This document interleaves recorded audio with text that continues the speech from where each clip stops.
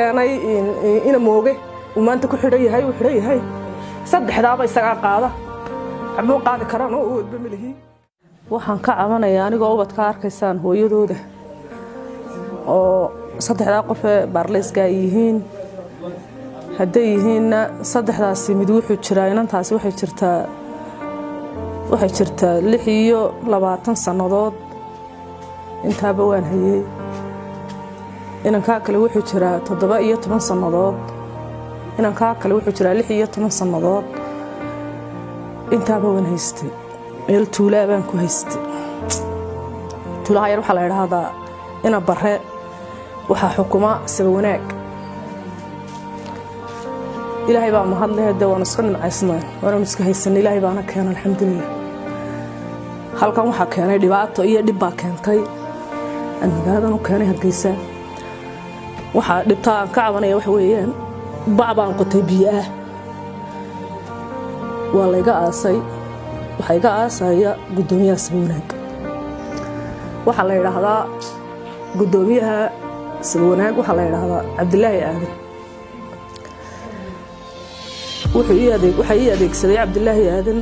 Ibrahim Ismaaciil Nuur ii adeegsaday waniga magaalada keenay dawa aragtaan waxa idin ka qarsoono dhibtu ma qarsoono waa la arkaa waxaan ka cabanayaa oo kale gudidiisa oo la kaalisa dal iyo dabadba waxaan u sheegayaa dhibtaas inay haysato waxaan doonayaa madaxweynaha Muuse Biixi Cabdi inuu maanta si fiican wax igu qabto in dadka iga qabto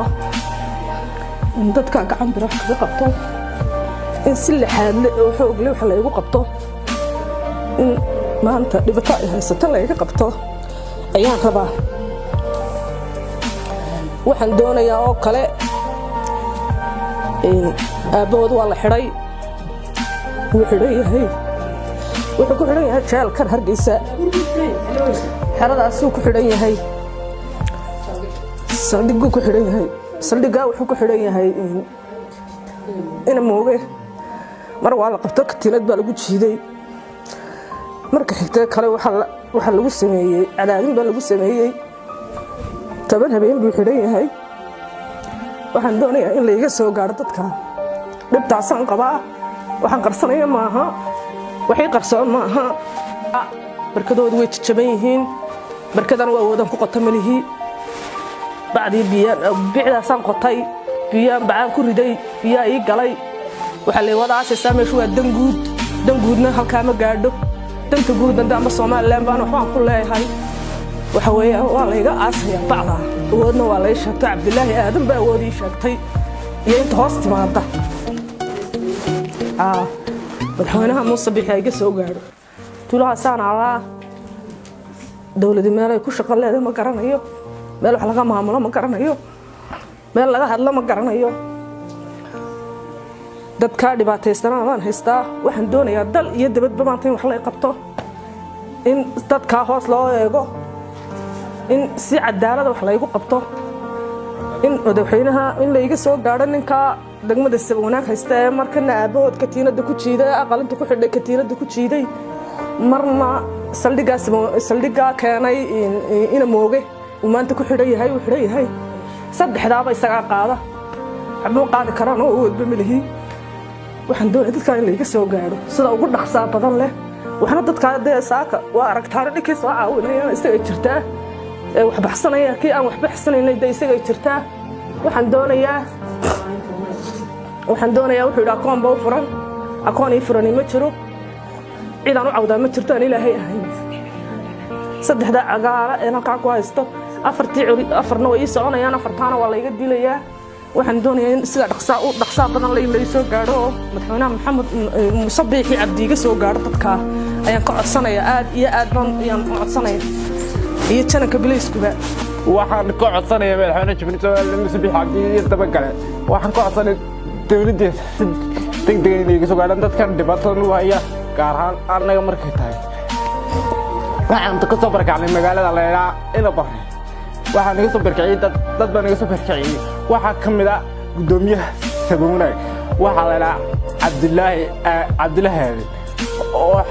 waxaan isku haynaa bacbiyood waa bacbiyood waxa ka dhacaya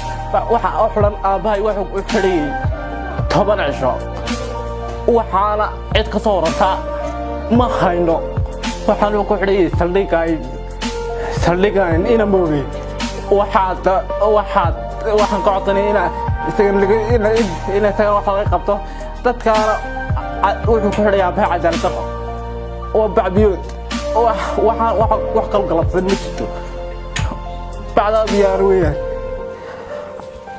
أنا dadka waxa la caawinayay waxa kale oo aan ka qaadan wax nasiiriba dadka arkaysan baaraleyska magaalada yareena barlayda baa lagu hayay hadii lagu hayay dad baa ka soo barakiciyay nasiibada u weynna waxay ka dhacday bacyar ay qoteen hadii ay qoteenna waxa ka dambeeya ninka sababana haysta guddi ku sheegto inay barra xukunta hadii ilaahay laga helo oo Ibrahim Ismaaciil horeeyo waxa weeyaan ninkii dhalayna saldhigeena moogaa lagu xiray hadii lagu xirayna waxa la 3 milyan bacda yar oo qotay baa la ganaax waa lagu ganaaxaya xubinta lisid meesha ana ka talinay 3 milyan oo lacag ka keenbaanay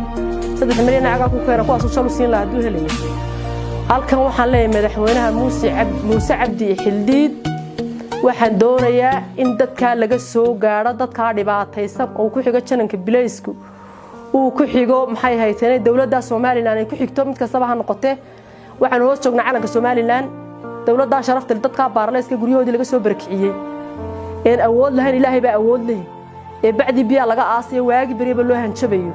ee jibdilka lagu hayo dadka baarleyska hunguri lagu dilay la dhiyaan kooyay furan aan koo ilaahay weeraa ka waadan ma aanu furnay geed galoolay la hoos joogtaa jirfahay u karisaa haday doonto yaa ama xoogeeda u garaacdaaba waxa weeyaan waxaan ka codsanayaa dawladda Soomaaliland inay naga soo gaadho dadka oo ay ka soo gaadho adoonta ka dul barooranaysa ilaahay uu wayn caafimaad ilaahay ba caafimaad ka bixiya oo taa lacaynka ka dhigay baarlaaska si ay haysataa waa 26 jir 17 jir 16 jir yaa maayarka maxay haydeen mid walba dawladda ka tirsan baan u baahanay baahidiisa waan u baahanay ilaahay baan baahan ilaahay waa mabaahday waan u baahanay dawladda dhamaan inay dalka rabbi baa qismka bixiya ilaahay baa qismka bixiya laakiin handada la handadaya ee la dilay ee la jibdalay odayga miskiinka muwaadilka ahaa ee dalka u soo halgamay ee intuu soo halgamay waxa ku ruquntaasi maqan tahay ee taadhuux maqan tahay iska naga soo gaar oo ummadda nabi maxamed naga soo gaar ninkii ilaahay dartii u xusiinaya ee ku caawinaya ee uu ku qabanaya way u furantay way u baahanto ilaahay baan baahan way u baahan tahay dadka waan u baahanay Soomaali maxamed inna kama dharagsan imika waxaan dhex joogaa Hargeysa dadka dawladda iyo dadka muslimiinta ah kala gabigoodba waa muslimiin wixii nala soo xiriiraya lambarkaygu waa 427 86 27 lambarkaygu Rooda Cabdilaahi Cali ayaa soo baxaysa